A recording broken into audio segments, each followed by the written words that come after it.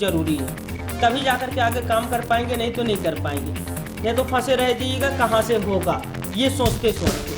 सबसे पहला चीज़ यहाँ पे बोल रहा है नो सिम और इमरजेंसी कॉल, ठीक है, नो सिम और इमरजेंसी कॉल बता रहा है, साफ दिख रहा है ना। अब इसे खोलते हैं। इसके अंदर सबसे पहले आपको क्या देखना है, क्या नहीं देख रही,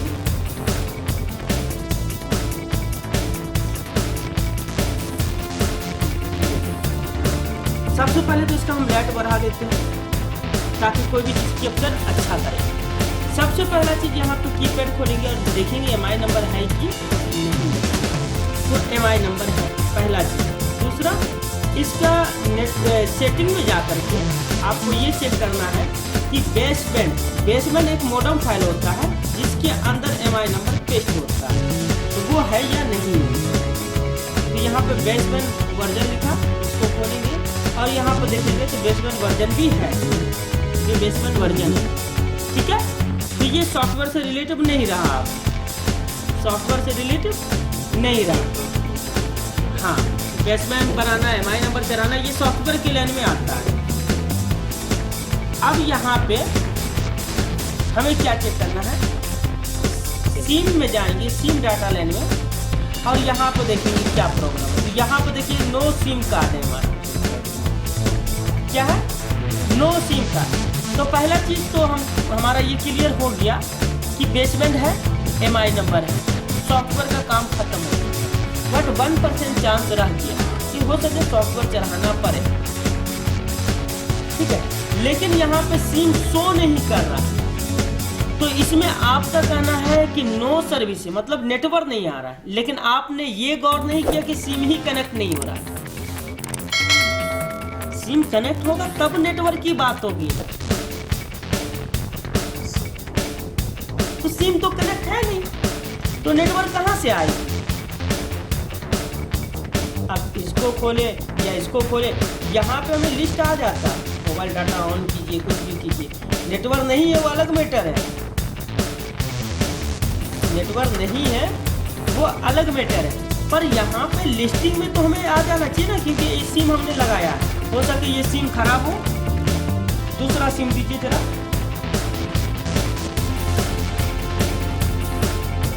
असलम भाई, सलमान भाई, समझ आ रहा है, कहने के लिए नेटवर्क है, छोटा है फोन लेकिन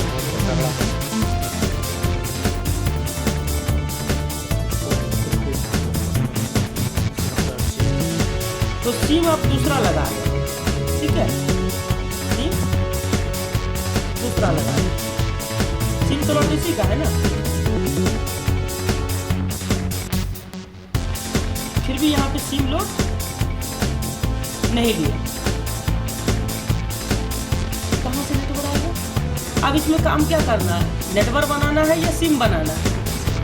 कस्टमर बन के आए, ध्यान रखिए, वैसे ही कस्टमर आपके पास गिरेगा, बोलेगा भैया टावर नहीं आ रहा, तो आपको वेरीफाई करना है कि उसके अंदर प्रॉब्लम क्या है। वो कस्टमर नहीं जानता, कस्टमर जान जाता तो भाई पता ही नहीं, तो आपके पास थोड़ी आता, तो नहीं आ रहा, एक बार क्या हार्ड रिसेट कर दें इसे, या वाईफाई जोड़ के अपडेट कर दें। बहरहाल ये तो हार्डवेयर प्रॉब्लम है, ये फाइनल हो चुका है। और यहाँ पे वाईफाई खोल करके आपको एक बार देखना है कि वाईफाई का लिस्ट आ रहा है या नहीं आ रहा, तो वाईफाई काम अपना कर रहा है, यानी सॉफ्टवेयर लेवल से हमारा 100% मोबाइल ओके है। वाईफाई नहीं आता तो मसला रहता, सॉफ्टवेयर हो सकता है, पर वाईफाई आ रहा है क्योंकि मेरी लिस्ट आ चुकी है।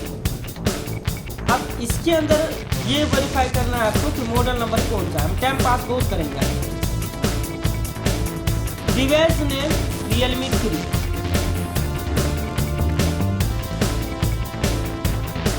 Realme 3 मॉडल है ना, Realme 3। अब यहाँ पे आपको हार्डवेयर खोल देना है,